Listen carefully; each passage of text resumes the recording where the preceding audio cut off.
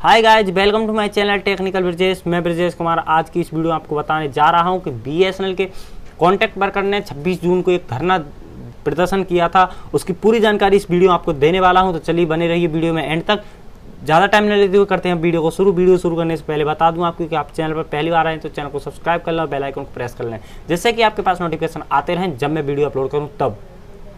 Video को like करें और शेयर करें। चलिए अब करते हैं वीडियो को शुरू। 26 जून को हड़ताल। बीएसएनएल के कर्मचारियों का कहना है कि दोनों ने पुनरुद्धार का वादा किया और वेतन नहीं आया। 26 जून को जो हड़ताल हुई थी उसमें बीएसएनएल के कर्मचारियों ने कहा कि दोनों ने मतलब कि दोनों कंपनियों ने पुनरुद्धार का वादा किया। जो 69,000 करोड़ रुपए का उनको पुनरुद्धार पैकेज मिला था, उन्होंने वादा किया कि वेतन देंगे, लेकिन वेतन नहीं दिया। क्या केंद्र बीएसएनएल एक पीएसयू को वैश्विक खिलाड़ियों से 4G उपकरण खरीदने की अनुमति देगा जब वह चीनी आक्रामकताओं का मुकाबला करने के लिए मेक इन इंडिया को आगे बढ़ाने की कोशिश कर रहा है? क्या केंद्र बीएसएनएल एक पीएसयू को वैश्विक खिलाड़ी से 4G स्पेक्ट्रम खरीदने के लिए अनुमति देगा? क्या बीएसएनएल के लिए केंद्र वैश्विक खिलाड़ी मतलब कि जो वैश्विक खिलाड़ी है, मतलब विश्व की कंपनियां हैं, अंतर्राष्ट्रीय कंपनियां हैं, किसी भी कंपनी से 4G को लगाने के लिए उपकरण खरीदने की अनुमति देगा जब वह आक्रामकता का मुकाबला करने के लिए मेक इन इंडिया का आगे बढ़ाने की कोशिश कर रहा है, मेक इन इंडिया को आगे बढ़ाने की कोशिश कर रहा है। 26 जून को हड़ताल। बीएसएनएल के कर्मचारियों का कहना है कि दोनों ने पुनरुद्धार का वादा किया और वेतन नहीं दिया। 26 जून को जो हड़ताल हुई थी उसमें बीएसएनएल कर्मचारियों ने कहा कि दोनों मतलब बीएसएनएल और एमटीएल ने कहा कि पुनरुद्धार पैकेज 69,000 करोड़ रुपए का जो पैकेज मिला था उसमें कि हम आपको सैलरी देंगे जब वो मिल जाएगा, लेकिन वेतन नहीं दिया, लेकिन कोई सैलरी नहीं दी। बीआरएस के कार्यान्वयन को छोड़कर पुनरुद्धार पैकेज में निहित अन्य कोई आश्वासन लागू नहीं किया गया था। बीएसएनएल ईएलयू के महासचिव ने कहा, बीएसएनएल ईएलयू के महासचिव ने कहा कि बीआरएस को छोड़कर उसमें कोई और काम नहीं था और कोई काम उससे नहीं करना था जो हमें पुनरुद्धार पैकेज मिला उससे। एक आधिकारिक बयान में कहा गया कि बीएसएनएल के 4G रोल आउट को समाप्त करने के लिए निहित स्वार्थ नोट सबसे ज्यादा परेशान करने वाले हैं सरकार का आशीर्वाद। सरकार का आशीर्वाद मतलब कि वो कह रहे हैं कि हम देंगे आपको 4G, हम हैं आपके साथ, ये है वो है। ये सबसे ज्यादा बीएसएनएल के जो 4G रोल आउट है, 4G लगाने में सबसे ज्यादा कठिनाई पैदा कर रही है। जो आशीर्वाद सबसे ज्यादा कठिनाई पैदा कर रहा है। वेतन की प्रतीक्षा और केंद्र की पुनरुद्धार योजना के कार्यान्वयन। बीएसएनएल भारत संचार निगम लिमिटेड के एक कर्मचारी संघ ने देरी के विरोध में 26 जून को देशव्यापी हड़ताल पर जाने की तैयारी की है। जो बहुत देर हो गई थी इसको जो धरना हुआ था, उसके बाद में बीएसएनएल के कर्मचारी ने जाने की तैयारी की। गुरुवार को संघ के महासचिव पी अभिमन्यु ने कहा कि बीएसएनएल के मुख्य मान्यता प्राप्त संघ बीएसएनएल कर्मचारी संघ बीएसएनएल एलयू 26 जून को देशव्यापी धरना कार्यक्रम आयोजित कर रहा है। जो संघ था जिसमें धरना रख रहे थे उसके महासचिव थे पी अभिमन्यु। उन्होंने कहा कि हम 26 जून को एक धरना रख रहे हैं, देशव्यापी धरना का कार्यक्रम आयोजित कर रहे हैं। 23 अक्टूबर को सरकार ने बीएसएनएल और एमटीएनएल के लिए 69,000 करोड़ रुपए के पैकेज के पुनरुद्धार की घोषणा की थी। अन्य बातों के अलावा पैकेज के बीएसएनएल को 4G स्पेक्ट्रम का आवंटन, परिसंपत्ति मुद्रीकरण और सॉवरेन गारंटी का विस्तार शामिल था। मतलब कि उसमें जो 69,000 रुपए का पुनरुद्धार पैकेज मिला था उसमें बताया गया था कि आपको इससे 4G स्पेक्ट्रम लगाना है और आपकी जो संपत्ति है जिसका आपका कोई यूज नहीं है उसको बेचना है, और आपको गारंटी मतलब कि जो सामान है उसकी गारंटी सॉवरेन गारंटी होगी कि आप गारंटी से करेंगे कि हम आपका जो पैसा है उसे वापस करेंगे। कैसे करेंगे वो सब इसमें निहित था, सब इसमें बताया गया था। जिसने बीएसएनएल बॉन्ड जारी करके बाजार से फंड जुटाने में सक्षम हो सके।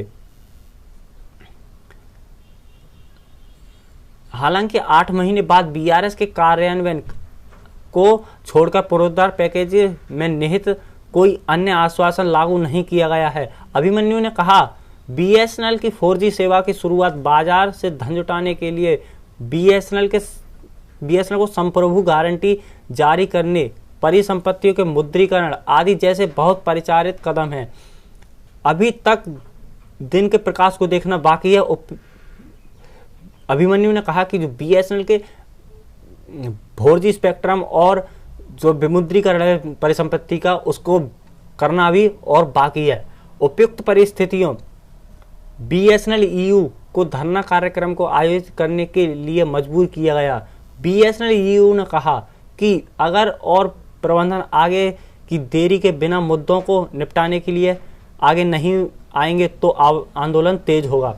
मतलब कि अगर जो हमारा जो मुद्दा है, जो हम धरना रख रहे हैं, इसका अगर मुद्दा पूरा नहीं हुआ, मुद्दा निपटाने का काम आपका पूरा नहीं हुआ, तो हम आंदोलन और तेज करेंगे, मतलब कि धरना और रखेंगे। ऐसी निहित स्वार्थों को बीएसएनएल के 4G रोल आउट के लिए सरकार के आशीर्वाद प्राप्त हैं। बीएसएनएल पहले ही अपनी 4G सेवा शुरू करने में 4 साल से निजी ऑपरेटरों से पीछे है। जो बीएसएनएल का 4G अब आ रहा है और अन्य कंपनी जो प्राइवेट कंपनियां हैं, जियो और एयरटेल है, वोडाफोन है, ये 4 साल पहले बीएसएनएल से ला चुकी हैं, तो इसीलिए वो कंपनियां आगे बढ़ रही हैं और बीएसएनएल एक दबी हुई कंपनी हो गई है।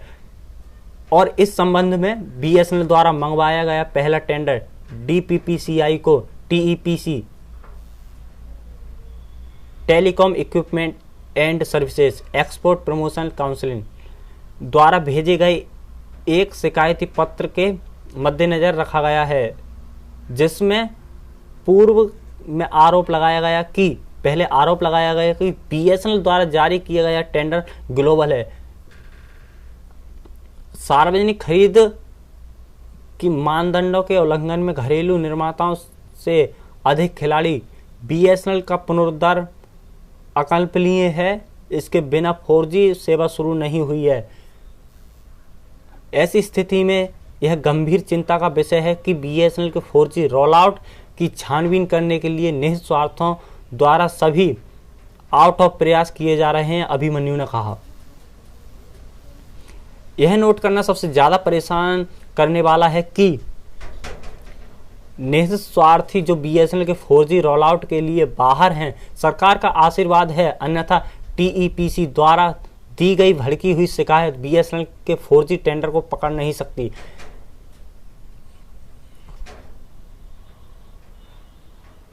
बीएसएनएल ईयू द्वारा बयान में कहा गया कि यूनियन ने मांग की कि सरकार बिना किसी देरी के मंगाई गई निविदा के माध्यम से 4G उपकरणों की खरीद के लिए बीएसएनएल को तत्काल मंजूरी दे।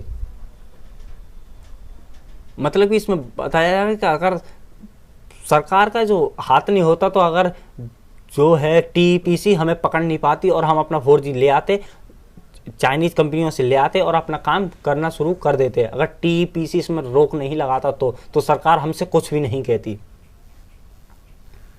कर्मचारी अभी भी मई के लिए वेतन का इंतजार कर रहे हैं। संविदा कर्मचारियों को 1 साल से वेतन नहीं मिला गया है। उन्होंने कहा कि मई के महीने के वेतन का भुगतान तब तक नहीं किया गया जब तक यह बयान प्रेस में नहीं जाता। मतलब कि इसमें कहा जा रहा है कि बीएसएनएल की सैलरी तब तक नहीं दी जाती जब तक कि किसी न्यूज़पेपर में निकल नहीं जाती। बीएसएनएल के ठेका श्रमिकों को पिछले 1 साल से मजदूरी का भुगतान नहीं किया गया है, जिसके परिणाम स्वरूप 12 ठेका श्रमिक पहले ही आत्महत्या कर चुके हैं। बीएसएनएल के जो ठेका मजदूर हैं, कॉन्ट्रैक्ट वर्कर, उनकी सैलरी टाइम से नहीं मिल पा रही है और इसीलिए वो अपनी आत्महत्या, 12 ठेका मजदूर थे वो आत्महत्या कर चुके हैं। पीएसयू बॉस से बात करने वाले सूत्रों ने कहा कि यह लगातार दूसरा महीना है जब कर्मचारियों को समय से वेतन नहीं मिल पा रहा है। मतलब कि ये दूसरा महीना है, साल का दूसरा महीना है जब से कि जो इसके रेगुलर एम्प्लॉय हैं उनको सैलरी टाइम से नहीं मिल पाई है। पिछले महीने अप्रैल के लिए वेतन केवल 20 मई के बाद जारी किया गया था और इस महीने 25 जून है और हम अभी भी मई की वेतन की जारी होने की प्रतीक्षा कर रहे हैं, स्रोत ने कहा। उन्होंने कहा जो इसके रेगुलर एम्प्लॉय हैं उन्होंने कहा कि पिछले महीने 20 मई को अप्रैल की सैलरी दी गई थी और अब 25 जून हो गया है, लेकिन अभी तक हमें सैलरी नहीं मिली है। गैर कार्यकारी कर्मचारियों की पदोन्नति के लिए विभिन्न प्रतियोगिता परीक्षा पिछले कई वर्षों से आयोजित नहीं की। मतलब कि जो गैर कार्यकारी जो कामकाज करते थे कर्मचारी, इसके लिए कोई कैसी भी परीक्षा नहीं करवाई गई। कोई भी इसमें अभी तक 3-4 साल से कोई भर्ती नहीं निकली है, कोई इसमें वर्कर नहीं आए नए। कर्मचारियों के वेतन से काटे गए सोसाइटी बकाया और LIC प्रीमियम को पिछले 1 साल से संबंधित संगठनों को नहीं भेजा गया है, जिससे कर्मचारियों को गंभीर समस्या का सामना करना पड़ रहा है। ऐसे समय में जब तक कर्मचारियों को कोविड-19 से खतरा हो रहा है, उन्हें कैशलेस उपचार नहीं मिल पा रहा है, जैसा कि BSNL की चिकित्सा प्रतिपूर्ति योजना में आश्वासन दिया गया है। भारत चीन टकराव, क्या सरकार BSNL को वैश्विक खिलाड़ियों से खरीद पाएगी?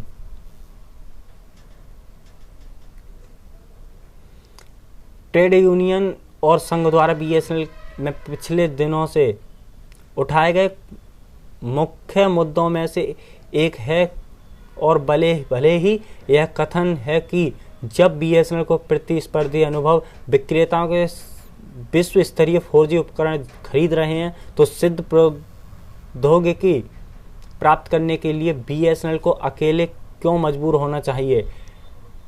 उपकरण अनुभवहीन विक्रेताओं द्वारा निर्मित मेक इन इंडिया के नाम से PSU वॉच ने बताया कि वोडाफोन आइडिया ने 2018 में नए नेटवर्क उपकरण के लिए चीनी उपकरण निर्माता ZTE और हुआवेई के साथ 14,000 करोड़ रुपए का अनुबंध किया था। मतलब कि ये कह रहे हैं कि हम जो BSNL कह रहा है कि हमारे लिए क्यों ये सब किया जा रहा है, जब वोडाफोन और एयरटेल ने, वोडाफोन और आइडिया, मतलब वोडाफोन, आइडिया, एयरटेल, जियो, ये सभी और जगह से खरीद रहे हैं, तो हमको मेक इन इंडिया के लिए क्यों प्रेरित किया जा रहा है, हमको क्यों दिया जा रहा है? ये 2 चीनी उपकरण निर्माता भारत में टेलीस्कोप द्वारा उपयोग किए जाने वाले 4G उपकरणों के बड़े हिस्से की आपूर्ति करते हैं।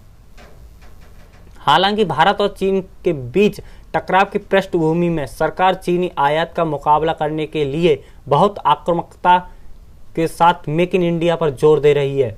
ऐसे में परिदृश्य में BSNL कर्मचारी संघ के संघर्ष को वैश्विक विक्रेताओं के साथ 4G उपकरण खरीदने के लिए हरी झंडी मिलने के लिए TEPC पत्र में पड़े हुए चुनौतियों का सामना करना पड़ रहा है। जिससे महत्वपूर्ण प्रश्न का उत्तर दिया जाना है वह यह है कि क्या केंद्र किसी राज्य द्वारा संचालित कंपनी को वैश्विक खिलाड़ियों से उपकरण खरीदने के अनुमति देगा, जब वह आयातों के आसपास के शिकंजा कसने के लिए मेक इन इंडिया को जोर देना की कोशिश कर रहा है। मतलब कि ये कह रहा है कि जो और मतलब प्राइवेट कंपनियां और कंपनियां हैं, उनके लिए भी ऐसे ही जैसे हमारे लिए कह रहे हैं कि केवल मेक इन इंडिया से सामान खरीदो, मेक इन इंडिया से सामान खरीदो, क्या और कंपनियों के लिए भी ये यही कहेगा कि किसी विदेशी कंपनी से सामान नहीं खरीदोगे, केवल मेक इन इंडिया से खरीदोगे?